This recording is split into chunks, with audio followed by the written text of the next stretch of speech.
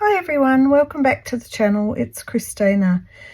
So I've been just having a little bit of a play. I was inspired by Jennifer Clarston doing her little stitchy bits out in the sun in her backyard with all the beautiful bird song, and it just inspired me to have a little play on small, so she calls hers stitching snippets, and while I was doing it, I realised that my pieces were a particular sort of size, and that led me to realise or remember that while I was up at Ballarat, I was very inspired by Corrines' Japanese rice bag. Now, she's shown it on her video how she's really simplified it into the 4 squares with a bit of batting on the back and the base.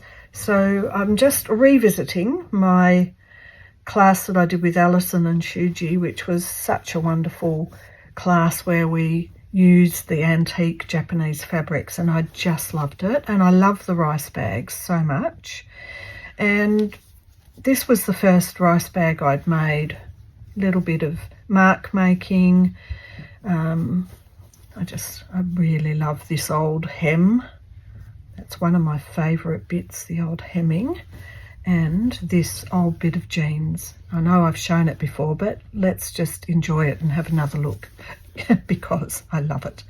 And various types of different ways to add in a little bit of colour.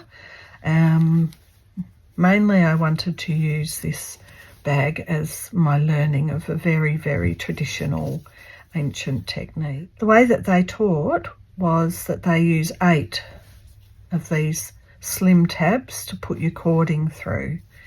So what I was inspired by Corinne's bag was that she had used hers as 4 tabs instead. So here's my other one that I'd made. So this one, it can be reversible. I love that fabric, but I love this outside one. So this is a more modern take on it, using an old skirt waistband, and that was the skirt material, and this was a modern material from Spotlight with the traditional Japanese cording. So they're my Komekuburos, as they're called in Japan.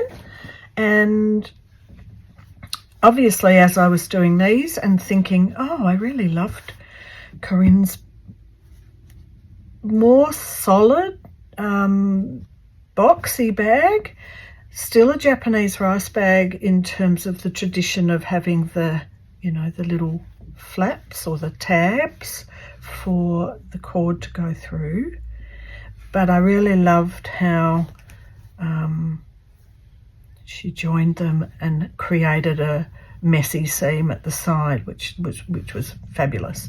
So as I'd made these two, and I thought they're a little bit sort of spring-like, even though we're in autumn. And I was using bits from Rachel, and I realised, well, Easter's coming up and lots of people do Easter things. And I guess now that the kids have grown up and left home, it's not as Eastery. We have a family get together. So on the way back from Ballarat, I was driving Corinne to the airport, and we met at Balan, and behind one of the cafes is a little shop called Chrissy's, and all of us who bought something got this cute little surprise of these little bunnies. I don't know where she got them, but she shoved in a bunny or two. That if you bought them, they were 50 cents each. But she shoved in this into the bag if you bought anything. And I was looking at that, and that also inspired me to think of Easter. So I've already got 2 pre-made panels. I've still yet to cut my batting. So the bunny inspired me. So I've got a new panel going, and I've stitched a bunny on. So this bunny will go on. I don't think it's going to go on either of these. I mean, it could go there, could go up here, but I think what I'll do is do a whole panel on video with you. But I just wanted to get this started as maybe a 2 or 3 part series. So I've already cut out my material for the tabs. So, and I'm going to do them the way Corrine did them, where they're about this thick and there's just one per panel, so one on every middle of every panel. I've got to cut out the batting as well for the back of each of these, so they're a little bit puffy. So I just thought we'd have a little stitch, and I'm going to fill in this flower. So this flower is on a bit of material from Rachel and Sarah at the workshop, the last workshop I did. Got a little pouch with all of their little beautiful materials in, and it's really nice to pull out the bits that are very open for thread painting and have a little go at them.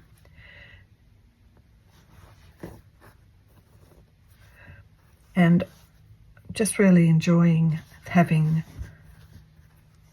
the thought that this will be a little padded bag that can have a couple of things for Easter in, sitting maybe at the kitchen table. Lily and I do like a little bit of chocolate now that we're, well, looking at up to a year of her being home while she gets ahead. And we're starting to have a little play with how we want the house to look, what we're doing with it, cleaning, moving things, getting rid of some furniture. It's a long process because she works full time, and then and I can't do it all on my own, so I need some help. So I have to get in amongst her agenda, which is going surfing as often as possible. So each weekend now she's going to Torquay this weekend. She's where else is she going? Oh, she's going to Torquay, I think, the week after, because they have the Bells Beach surfing tournament on. So we're managing. We did manage to get out to the storage unit the other day, so that was good. I'm thinking that I might like to do a little bit of maybe some seed stitch. I've got these Appletons that I've wound onto things or wound into balls. Let me just look, because that's slightly different tone to that. Perhaps on here, or even on this panel. I love how these are all very, well, it's just in the moment. And I love the fact that it's, these little panels are just, they're very small to work on. I'll just give this a little try, see how it looks. I don't mind filling it up a bit with interest, bits of interest. Of course, with the seed stitch, I might do slightly larger ones just so I don't risk getting that puckering that can happen. All different directions. Actually, I'm going to just grab my small hoop. I don't mind these little plastic hoops. They're quite good. And I like that they've got the lip.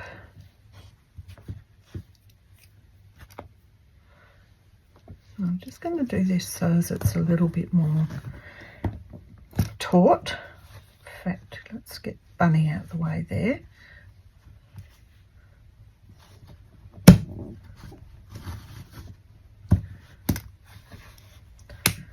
They do hold them quite taut, these ones.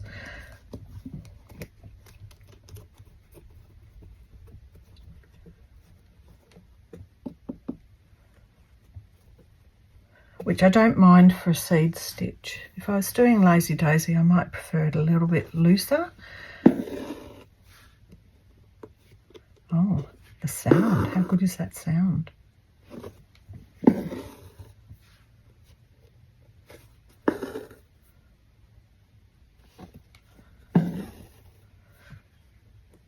These are wonderful, really, because you just can enjoy a stitch without having too much of a overwhelm if you're like me and you like to stitch for the relaxation of it and good for the mental health, you don't want to be so overwhelmed that you just don't do it. So these are great for that.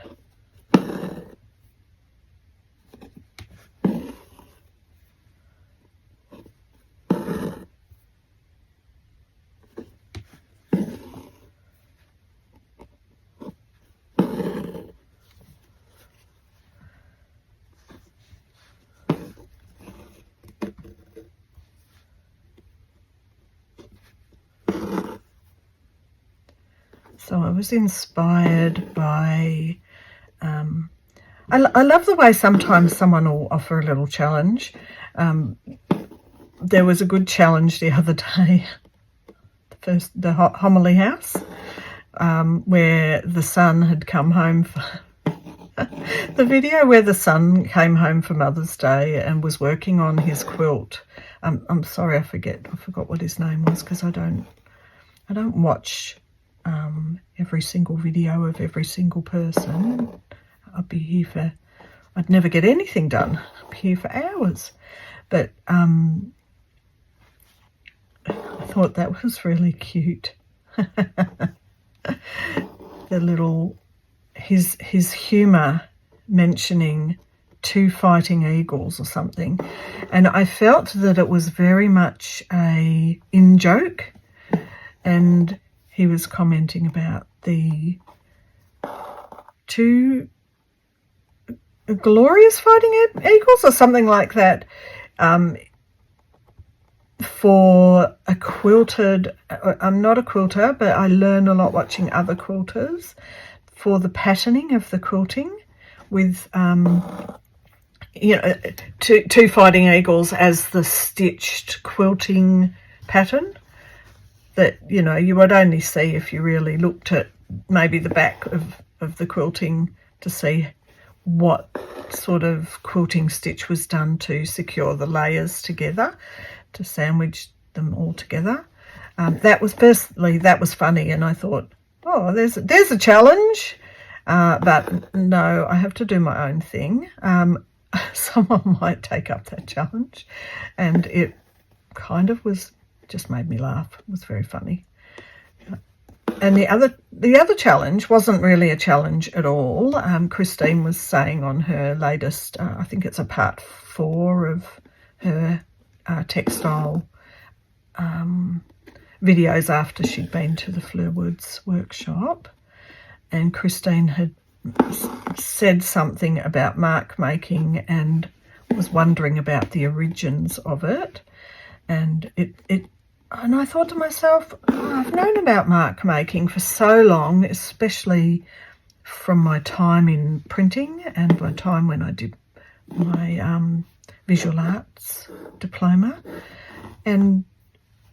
but I thought, I'll go and have a little look on the internet, and if you have a look at, so Create and Craft with Christine, if you have a look at that particular video, if you find my comment, I've got reference to a man on WordPress who's written a blog about mark making, which is absolutely fabulous in terms of talking back at the Stone Age and mark making and the way nature has mark making, like rocks and tree bark and all of that sort of stuff, which was fabulous. And seed stitch is kind of a mark making, a form of mark making. So further to my comment, I put at the end how I thought that women, because when I did some research, because yes, Christine, I went down the rabbit hole, the 70s, the late 60s and 70s, where you had people like Jean-Michel Basquiat, never known how to say that, going into the subway and making marks and dots and crayons with crayons and paint and stuff. and a lot of his paintings were full of squiggles and doodles. And oh, let me see, I've got a book. While I'm on the subject, I think, oh yes, here we are. So, side quest from the Easter thing. Jean-Marc Michel, probably, actually, because he was French. Basquiat. Jean-Michel Basquiat. No, don't do that, Christina. Here we are. So, the mark making of his painting. Even the words are mark making in a way, because they're painted in a very loose way.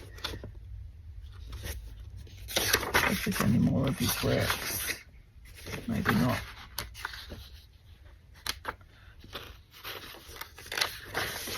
Well, Keith Haring also did the whole NGV with mark making, his version of mark making, which is very different, but it was a great exhibition to go to that had two distinctly different styles of mark making. And the layers of the paint with the different words, even the way that the paint is dripping down is a form of mark making. The squiggles and the doodles and the little daub of a brush with more of this stuff, arrows, layers up, scratching into, which is called sgraffito. Wonderful stuff. All right, I just went on a side quest there to add a bit of interest to just only stitching seed stitch. Fabulous stuff. So it made me really get to a point of thinking about women who are stitching now, because when you look back into the 50s, 60s, 70s, 80s, you know, it was hard to get representation of women, and this really is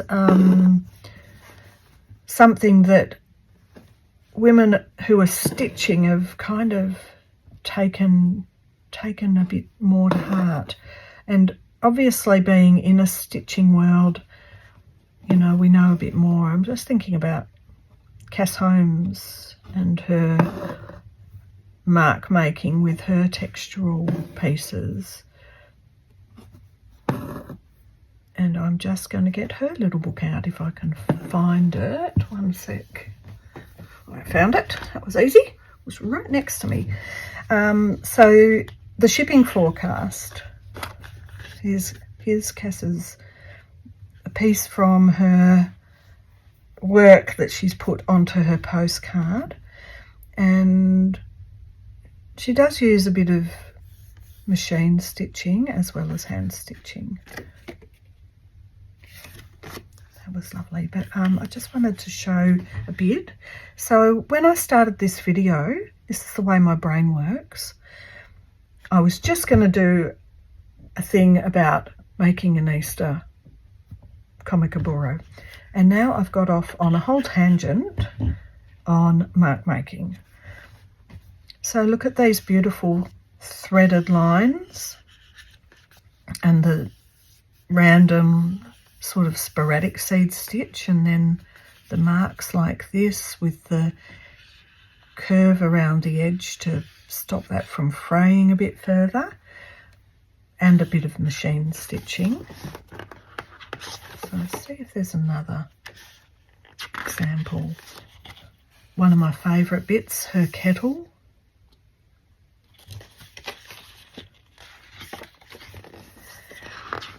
But the shipping forecast obviously was a bit more like sea maps and things like that.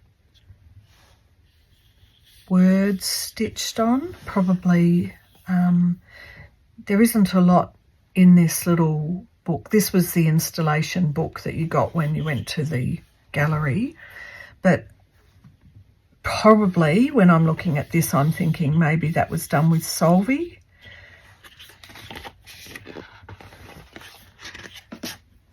drawn and stitched pictures, the words, all the varieties of mark making that stitchers are using nowadays.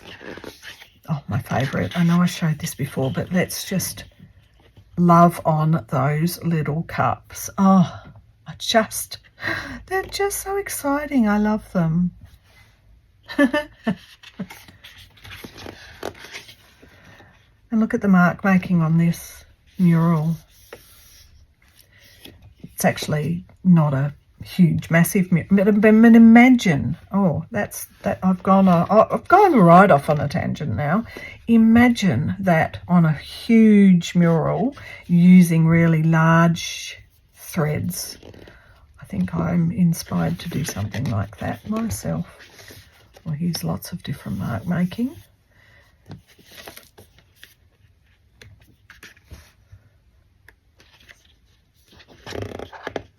Fabulous stuff. This has been a lovely little distraction using maps. Oh, I love those cups. I have been on a cup thing lately. I do want to now go and get the little cups I've been making and show you. So I think I really was inspired by Cass Holmes. Those cups in the back of my mind have been simmering away for ages. So I got my favourite pink linen from an old doona cover or quilt cover, and I've made one of Sarah's little pinch pots.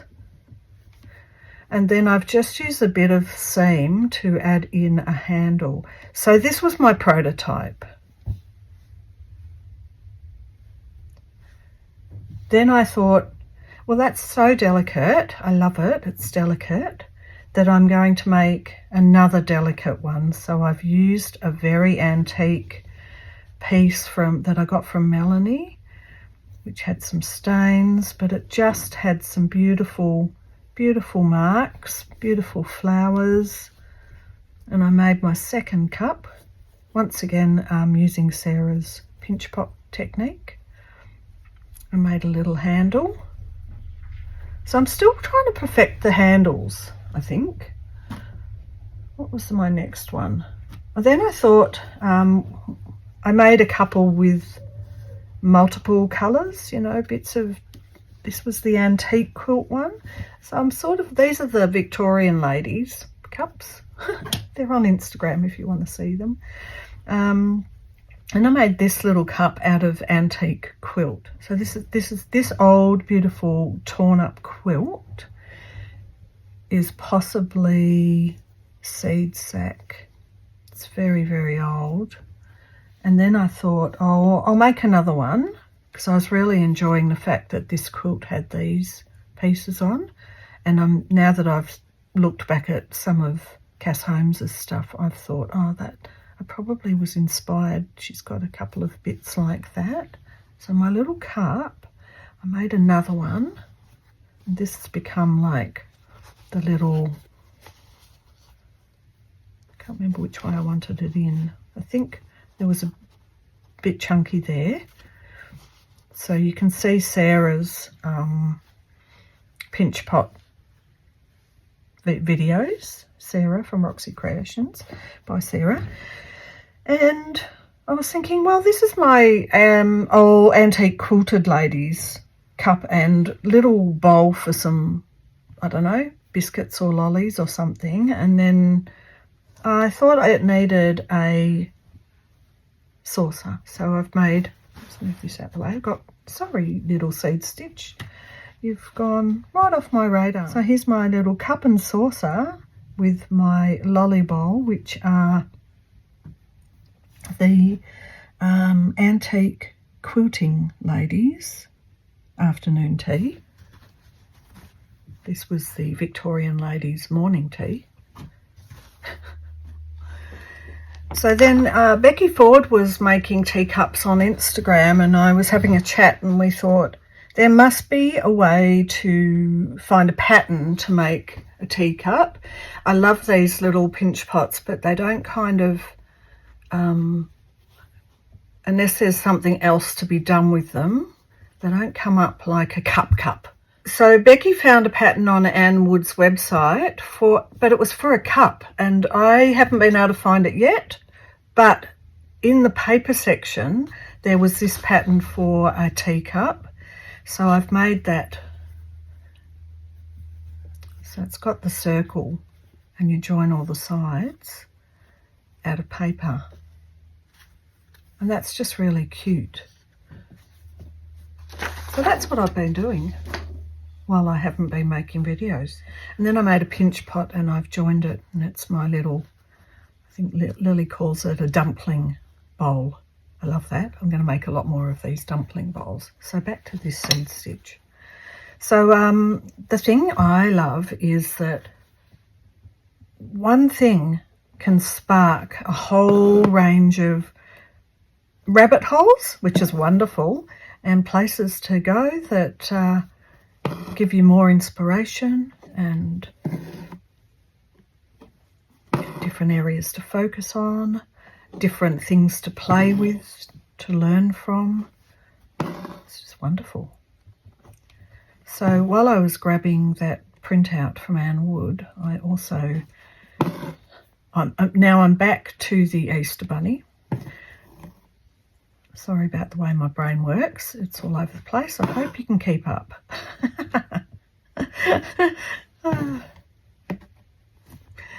Hope you can keep up. I grabbed my material that I'm using for the inside. So I've got my 4 sides that I'll probably stitch it on the sewing machine. There's a lot of slow stitching on the outer one. I don't need to prove to anyone anything. I've made my thicker, give me one of these, thicker ones. I've got a pink and a blue. I'm going to stitch them together like that and alternate them. So they'll go like this, or like this.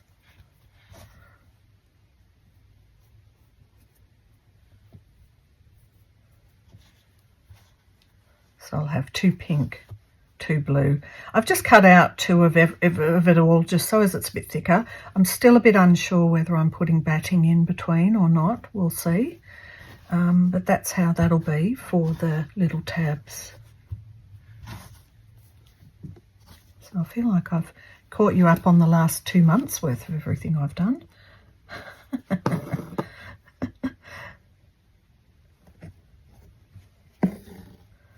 I hope Nora is back safe in Colombia. I haven't heard. It's been a week or so. Hi Nora, if you're watching. Hope that you are enjoying seeing your siblings again and having a lovely catch up and going back to all the nature and enjoying that in Colombia. Another thing I love learning, if anyone stays with me from a country I don't know anything about, I just love that I learn how that, we all have this picture. So we'd often discuss that we have a picture of Colombia as being the drug capital of the world. But we were watching, I might have mentioned before, there's a YouTube channel called Itchy Boots, which is a solo female motorbike rider travelling around. And when she went through Colombia and Nora and I watched a bit of her going through Colombia, I said, oh, I didn't know it was so forested or so, lush and green. And I love that. I love that about learning about a culture I know nothing about. And she said, oh yes, it's full of all the most amazing greenery. So I hope, Nora, that you are having a wonderful time back there with all of that. And not feeling so homesick anymore. Oh, so I think I'm going to fill up this whole panel with seed stitch. So that's going to take me a while. I've had many segues, which is what I do. And I've got started on my panel. I think next time I come back I'll get the whole panel, the fourth panel, started and working on. I hope you enjoyed that and had some inspiration. It's all about inspiration and sharing ideas and thoughts.